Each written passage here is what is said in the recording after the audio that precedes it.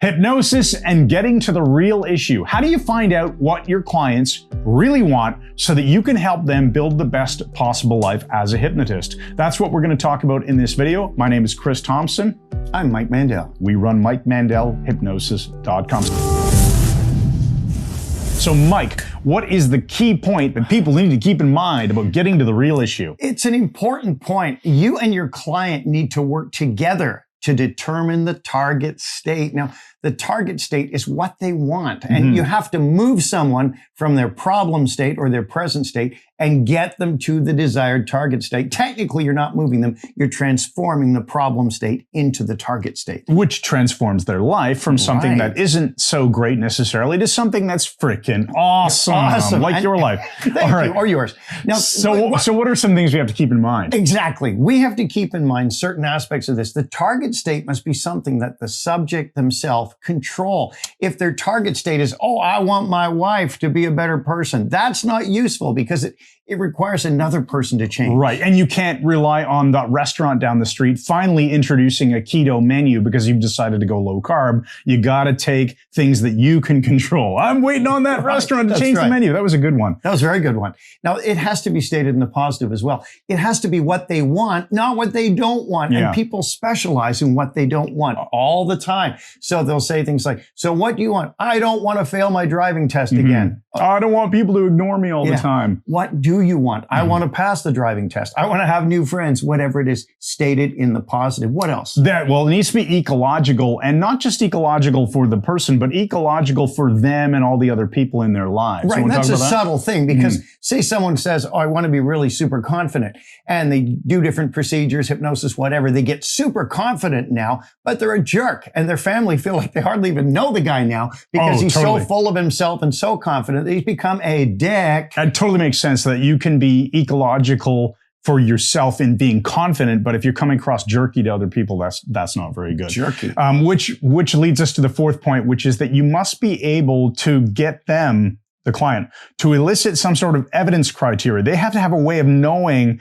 that they got what they actually want. Right. And this will be sensory based. How will you know you have it? What will you see? What will you hear? What will you feel when you have it? Notice the presupposition there. They will have it at some point. All right. So now we got to talk about, we got to talk about the real issue. So they'll come in, they'll say, this is what I want to have happen. You'll help them through transforming questions. Maybe they stated it in the negative. Now they state it in the positive. How do you know that what they say they want is what they really want? Well, it's a good one. And one of the questions to ask is, what will this give you when you have it? You're determining what the benefit is behind the question, behind what they want. And there could be a situation where it's obvious, yep, that's a totally logical thing that they want. Or they could be identifying like a stepping stone or a small chunk of what is otherwise the real problem. Right. The issue isn't the issue. Professor Dabney Ewan said this.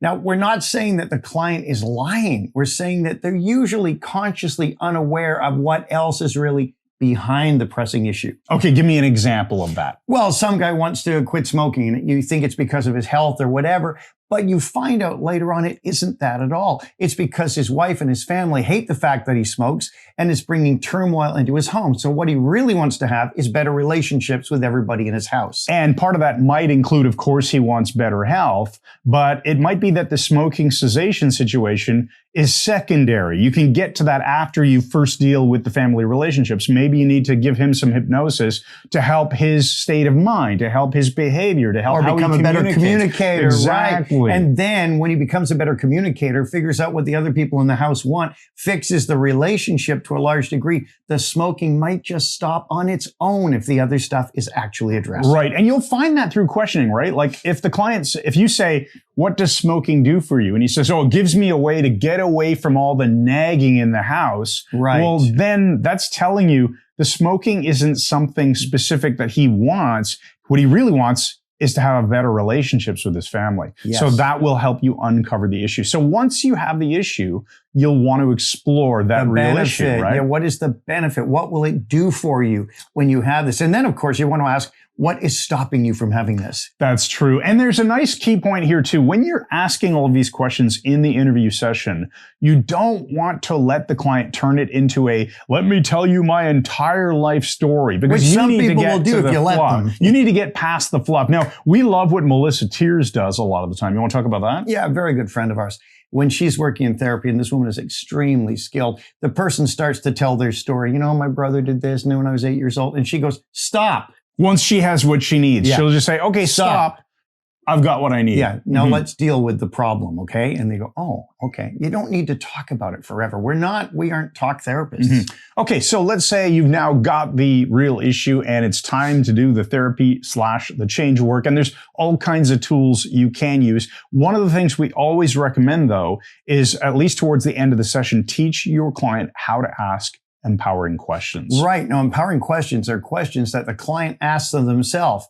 And these are things that will keep them moving. They're process questions, things like, what will I do today to make sure that my life continues to improve? And then listen to what answers they get and then implement them. Right. So if you ask the person to craft really good empowering questions that are designed to support the building of resources and moving towards that target state, they'll have a much better life. Now, we also have a fallback suggestion. If you get into a situation where you kind of feel stuck, maybe you just can't get the client to articulate what the real issue is. Hit that brick wall. But you know that what they're telling you isn't really the real issue. You can do a fallback.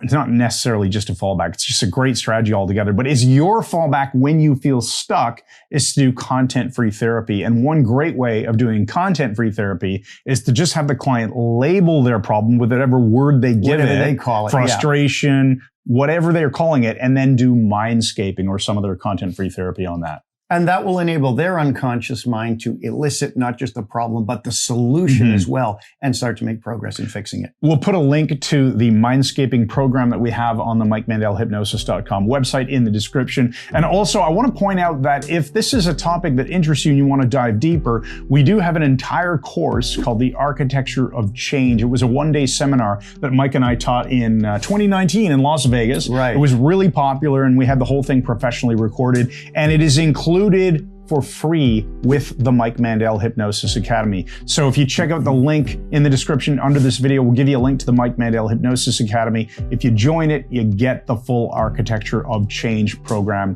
included and a lot of other awesome stuff. So that's pretty much it. I am Chris Thompson. I'm Mike Mandel. We run Mike Mandel Hypnosis and the Mike Mandel Hypnosis Academy. Go ahead and smash that subscribe button, ring that bell, and we'll see you in our next video. Thanks again, and good night.